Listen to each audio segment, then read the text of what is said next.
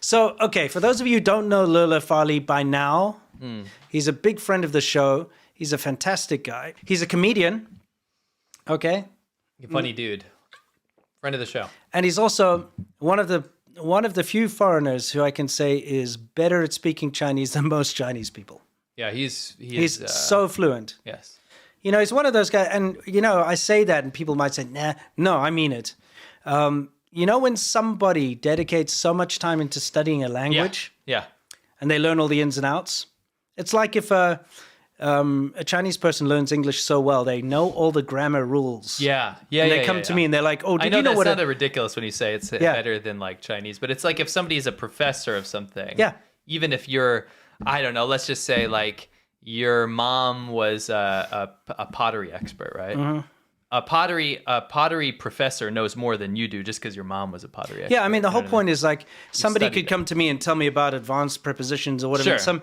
Give me some grammar rule and get me to explain it, and I won't be able to. Yeah, there's a lot of foreigners that are, when I say foreigners, I mean non-Americans that are better at English than you and I. Yeah, right. That's what I'm saying. Logic. Someone who studied Shakespeare and all of this stuff can come here and spout a bunch of nonsense, and I'll be like, okay, man.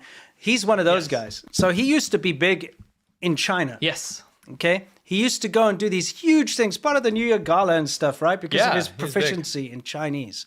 So he'd go and stand up on stage and do these big events in China. But this guy has morals.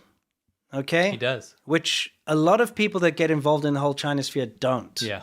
Okay. Because they realize that all of their fame and all of their fortune hinges on the fact that they can never criticize China or the CCP. The Chinese government specifically, yeah. And so they have to toe the party line. Yeah.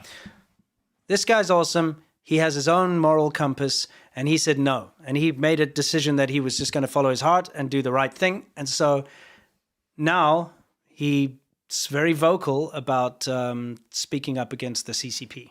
Okay? Now, recently when Xi Jinping came to visit, there was a huge, basically huge CCP supporters on the streets. A lot of them were bussed in and paid to do this, okay? And you see they're all wearing similar stuff. They all have the flags that they were given, you know, on the bus. They were all had their food prepared for them and stuff there. They came there to basically, they came there to wave the flag and show support, to put up this image that there's this huge amount of support for the CCP in America. Yeah. There were, of course, counter-protesters who went there with Taiwanese flags and Tibetan flags and all that. There was scuffles. That were not paid with food and bus rides. No, they just did it out of their own volition, right? Because they believe in it. Yeah, because they actually believe in it, right? There were scuffles. The pro-CCP and the anti-CCP crowd are both guilty of instigating, you know, stupid scuffles. Yes. People getting beaten up with iron poles and stuff, but that's besides the point. The good thing is I'm going to show you 2 small clips from his video, and I implore you... Deep penetration. Yes. His title. Yeah, I know. I implore you to go watch his video when you're finished with the show. Okay? And turn on the closed captioning on YouTube, because it'll give you subtitles. Yeah. Well, the subtitles are there, but you have to turn them on. Okay, so I'm going to get us out of here and play these 2 little clips from it so you can see what it's all about. 反华分子他们会说，我们这些支持中共的人只会赞赏，不敢批评。那我问你，你觉得习近平如今的经济、商业、外交、教育方面，他有哪一些可以改善的空间？改善的空间吗？对。这个国家大事我们不能评论。我就是要证明，我们当然敢批评，对吧？我没有评价的理由，没有。多关注一点大学生的生活，他们的日常，因为怎么说？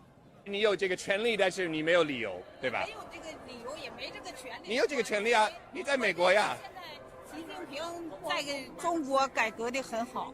他们的日常在哪一方面？宿舍。我感觉习近平为农村的老百姓做出了很大的那个贡献。那我问你，因为习近平说中国已经彻底脱贫了，但是李克强他说中国现在还有6亿人，他们月收入仅1000块钱，难道不是有矛盾吗？那这个我就不了解了，我的水平有限。教育哪一方面呢？这个老师不够好吗？资格不够？没有，那没有，那就共产党万岁。那就Patriot. Yeah. 也许可能还有边缘 He believes in something. 还有没有达到的地点。因为所以习近平以前公布已经彻底脱贫了，是撒谎。没有，不是撒谎， OK 大多数已经脱贫了。中国最大贡献的是哪一位领袖？毛泽东。我中文是不是说错了？我的意思不是死亡人数最多，我说是给中国最大贡献的是哪一位？毛泽东。OK。人们站起来，不做奴隶。毛泽东是我说错了吗？毛泽东。就我以为死亡人数越高，那就等同于这个给国家的贡献越低。你的毒品。Okay, so we're not going to obviously translate it for everyone at home. You'd have to watch it, but one thing you can be certain of is it's full of a lot of this funny stuff where he's really like he tricks them and trolls them into saying stupid things, and he brings up very valid points. They're here in America where they're allowed to criticize anything, and they do.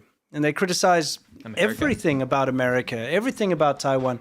But he asked, do you have a single thing that you can say that you think should be changed about Xi Jinping's, reform of this and this, education? None of them could say anything. And they're like, no, we're not allowed to say that. They're not allowed. It's not because they don't want to. They're not allowed it's to. because they know they can't. And that's the difference. It'd be one thing if you were brainwashed to the level of a North Korean official. Yeah. Where you're like, you go out there and you say what you believe and you believe in the party or whatever. But when you go out there and put on a face and say, I'm allowed to criticize all the things while I'm protesting freely in this free country, but I know I can't say one bad thing about my government, then there should be a little bit of self-realization. Just a little bit. And of course, this is the perfect example. He actually asked the lead up to this question is, who is the greatest leader of China? A lot of people refused to answer. Those that did answer, they either said Xi Jinping or Mao Zedong. Yeah, because those are the two big dogs, right? Yeah, except for I think there's one very honest guy who said Deng Xiaoping, which is true. In all the recent leaders, he's the one who's contributed the most to China. He opened it up. Yeah, for sure. Like he also contributed horrific. Yeah, he did. He's not a good guy. Horrific No, he's things. not a good guy. Yes. He's not a good guy. He's the Tiananmen Square massacre guy. Yes. But at the same time, he literally paved the way China is today. Yes, exactly. But if you want to talk about like contributing to the economy and all that, he's the greatest I contributor. absolutely agree. The thing is, here's a great example, is when he asked these ladies, who's the greatest contributor, they said Mao Zedong, right? And he's like, I thought the higher the death toll, the lower the contribution to the country. which of course they can't handle that, okay?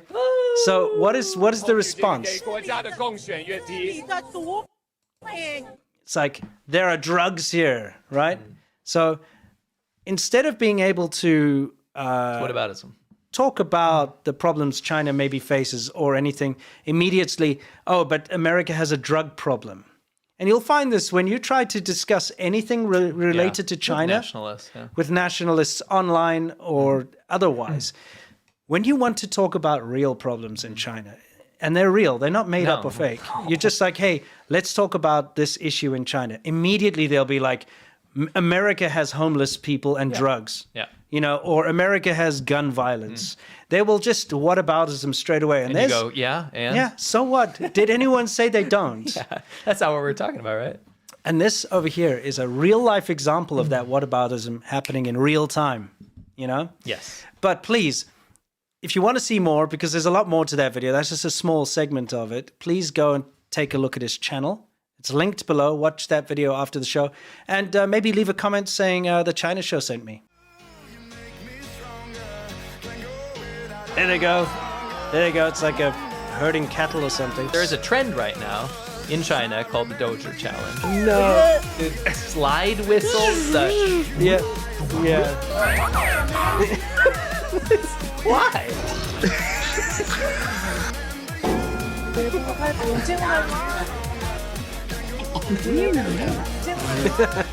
Oh, that's... Yeah. It gives me the shudder. Yeah, let's try it out. Cheers. Cheers.